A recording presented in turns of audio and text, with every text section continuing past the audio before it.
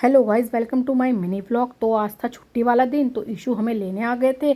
इशिता को उन्होंने पहली गाड़ी में बैठा लिया था और मैं इशिता का सामान लेके आ रही थी। तो इशिता कहने लगी मैं तो पापा के पास जाऊंगी। तो फाइनली फिर मुझे ड्राइव करना पड़ा और इशिता को जो है ईशू ने पकड़ के रखा, क्योंकि बहुत दिन बाद पापा आए थे तो पापा को छोड़ नहीं रही थी वो। फिर रास्ते में ना मुझे शिकंजी पीने का मन किया, तो हम जैन शिकंजी पे रुक गए। यहाँ की शिकंजी ना बहुत ही बढ़िया होती है। तो इशू मेरे लिए शिकंजी लाए और इशिता का रिएक्शन देखो, इतने ज़ोर से चिल्लाई ना कि मुझे भी दो। क्योंकि हम कुछ भी खाते ना पहले इशिता को चाहिए होता है कि मुझे भी दो। तो हमने उसे पिलाया थोड़ी बहुत शिकंजी। वैसे तो बहुत ठंडी हो रही थी तो मैं ज़्यादा पिला भी नहीं रही थी। तो उसके बाद मैंने पिया और हमने अपनी शिकंजी इंजॉय करी।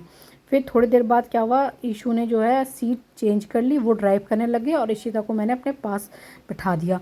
तो आप देख सकते हैं अभी हम फ़िलहाल हरिद्वार पहुंच गए हैं और भोलेनाथ की ये वाली मूर्ति ना मुझे बहुत ही अच्छी लगती है।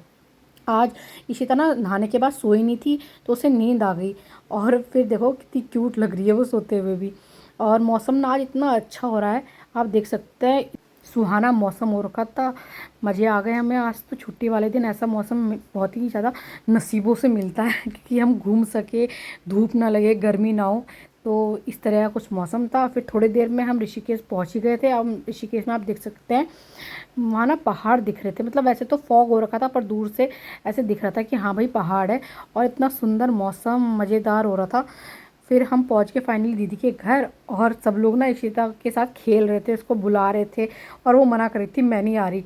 तो उसके बाद क्या हुआ, दीदी ने ना उसे बोला इशिता को आजा मेरा हाथ पकड़ और मैं तेरे को ना बाहर लेके जाती, क्योंकि दीदी कह रही थी मेरे पास आजा। पर इशिता ने आने की कोशिश तो करी, पर दीदी उसके बाद इसने क्या करा, दौड़ के अपनी दादी के पास चले गई, क्योंकि दादी को पहचानती हूँ करके। तो उसके बाद हम लोग चले गए दिन में लंच के लिए बाहर, और इशिता ना पूरे टेबल में इधर से उधर घूम रही थी और पूरे मज़े ले रही थी। फिर हम लोगों ने जी जिसको खाना था उसके लिए वड़ा पाव ऑर्डर किया। मुझे तो यहाँ का वड़ा पाव बहुत ही अच्छा लगता है। मतलब मुझे ऐसा लगता है कि इससे अच्छा वड़ा पाव मैंने नहीं खाया। तो मैं तो अपना वड़ा पाव मज़ेदार इंजॉय कर रही थी। और उसके बाद इशिता को जी ने पकड़ लिया था, उसके साथ खेल रहे थे और इशिता देख रही थी क्या कर रहे हैं ये। फिर ईशा ने अपने लिए लस्सी ऑर्डर करी। मुझे तो लस्सी पसंद नहीं है, लेकिन ईशा को भी लस्सी पसंद है और इशिता को भी लस्सी पसंद है। तो इशिता कहने लगी कि मुझे भी दो लस्सी। तो ईशू ने अलग जो है ग्लास में उसके लिए लस्सी निकाली और उसको स्ट्रॉ डाल के दिया।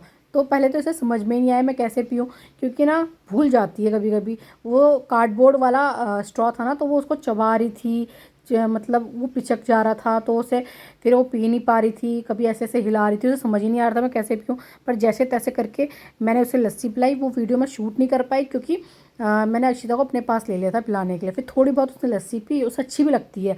फिर जब हम घर की तरफ निकले तो आप देख सकते हैं मौसम इतना बढ़िया हो रहा था ना, झमाझम बारिश होने लग गई।